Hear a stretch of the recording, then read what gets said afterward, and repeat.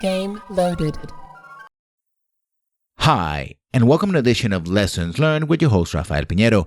This is a quick video talking about the fact that Mass Effect Andromeda will not, I repeat, will not have a season pass. Hooray for good news. I mean, come on, really? A season pass? Those people who are bemoaning the fact that it doesn't have a season pass, yes, you don't get scammed twice. You don't get to pre-order twice. That doesn't mean that Mass Effect Andromeda will not have DLC, or that the DLC will be free. I've seen some video about that on the internet, and that's just ridiculous. I mean, BioWare has been pumping out DLC for their games since Mass Effect, the original Mass Effect, and Dragon Age Origins. So expect a lot of DLC to come out. This is Electronic Arts we're talking about. And by the way, yes, remember that BioWare, as it stands today, is a wholly owned subsidiary of Electronic Arts.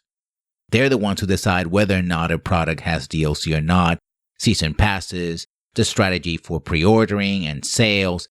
They're the ones who are in charge. They're the ones who sign the checks at the end of the day. So no season pass for Andromeda for me sounds like a good idea. Now, if they also take out the multiplayer, that would be great as well. But apparently, well, that's something that Electronic Arts is still too wedded to, too welded, if you will, to the idea that everything has to have multiplayer, even strong single-player RPGs, like the Mass Effect series, alas. So, does that mean that Electronic Arts is now engaging in a new trend of abandoning the season pass? Well, it could be, because Titanfall 2 also didn't have a season pass.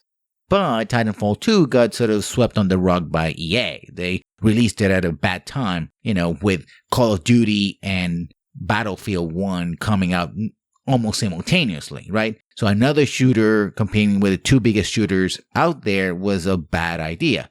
Mass Effect Andromeda got delayed and will soon be coming out this year in March, but hopefully it won't have the same problems.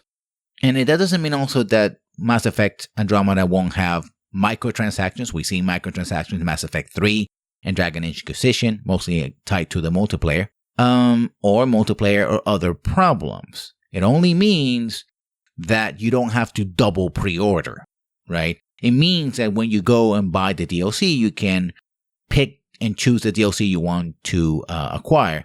It also doesn't mean that we might not see Day 1 DLC. We saw it with Mass Effect 3 and From the Ashes DLC, essentially key DLC for the game, released on the same day. So essentially what happened, if you paid $60 for the game, then you had to pony up another $10 for that one DLC.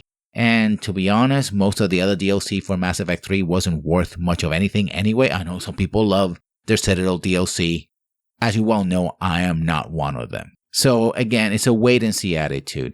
In fact, I'm happy about this because it's another reason for people not even to buy on release. Wait and see the reviews, and then buy. Hopefully, this is a new trend, which I doubt, but hopefully it is a beginning of a new trend of at least rolling back a little bit on the pre-order culture and the sort of the hype train that's created around games, right? And we have more consumer-oriented approach to the acquisition of access to video games.